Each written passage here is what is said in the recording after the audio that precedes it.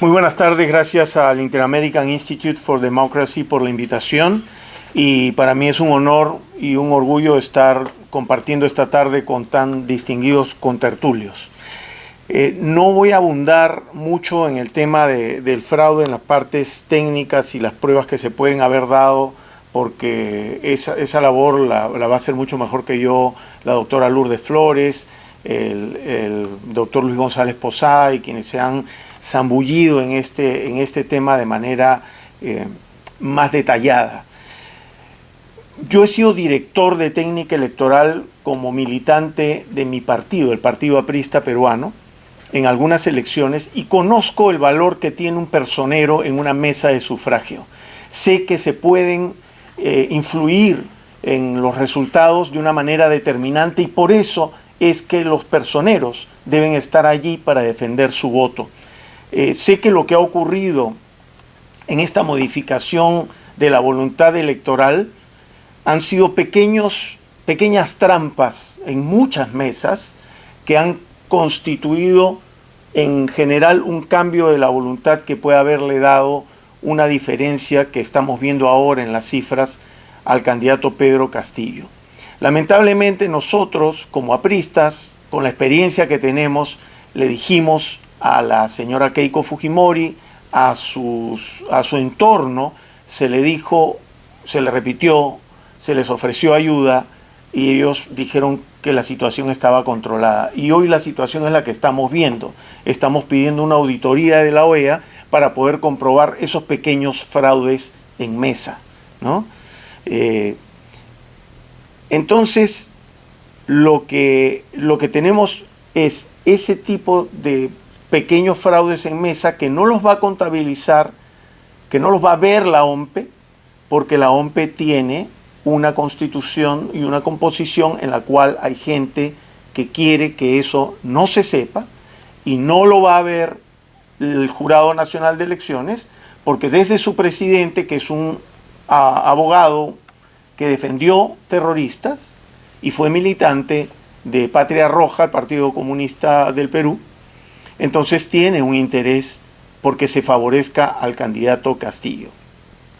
Con esos antecedentes, sabemos que esto que se ha cometido en la segunda vuelta es más que seguro que se cometió en la primera vuelta también. Ahora, yo no voy a abundar más en ese tema porque eso es como dirían los franceses, intentar derribar una puerta abierta, ¿no? Ese es un refrán francés. Dicen que es como inútilmente tratar de abundar en algo que es evidente. Más bien me pregunto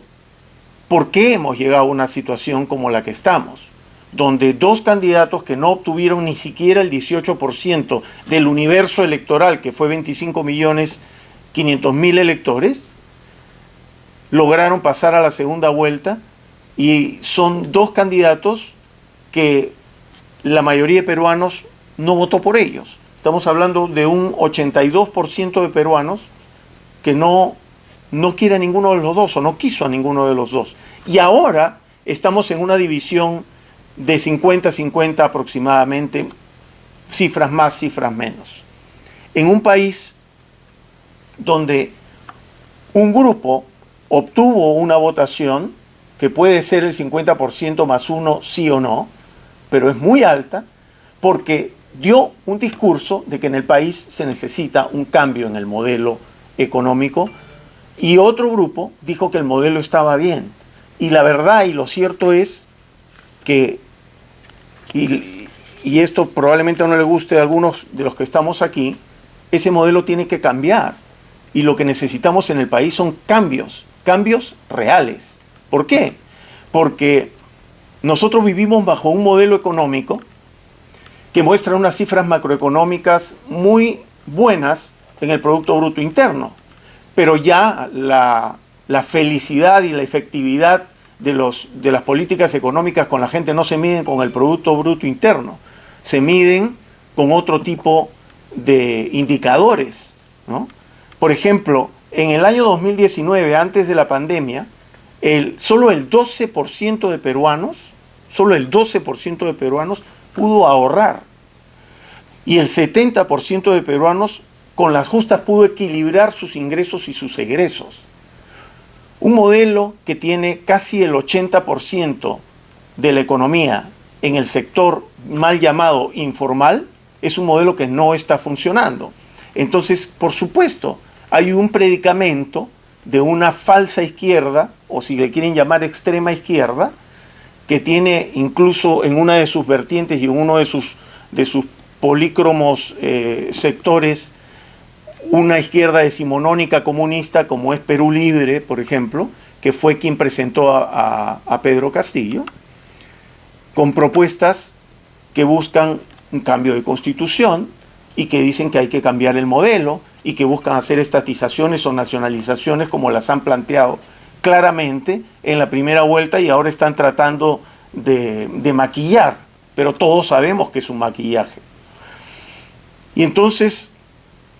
sabemos que hay un Perú nuevo, un Perú de minorías, un Perú multicultural, un Perú donde no todas las personas están contentas con el modelo, y eso lo ha demostrado la pandemia, porque una gran mayoría de peruanos que no puede tener ahorros, que tiene dificultades para equilibrar sus ingresos y sus egresos como familias individuales, entonces obviamente en una situación como la que vivíamos, tuvieron dificultades para poder enfrentar una emergencia sanitaria como la que vivimos,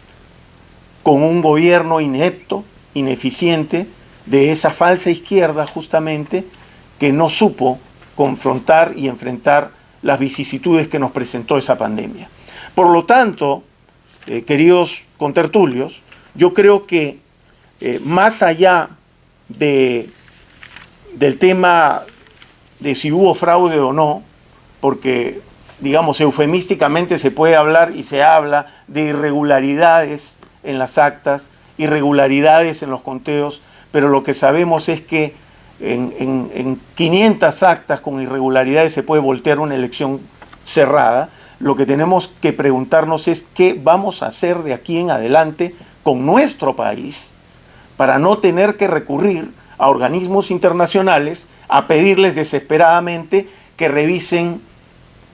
las cuentas electorales, porque no supimos darnos cuenta que nos estaban infiltrando por todas partes, porque no supimos darnos cuenta que habían tomado las universidades, porque no supimos darnos cuenta que sus profesores de extrema izquierda,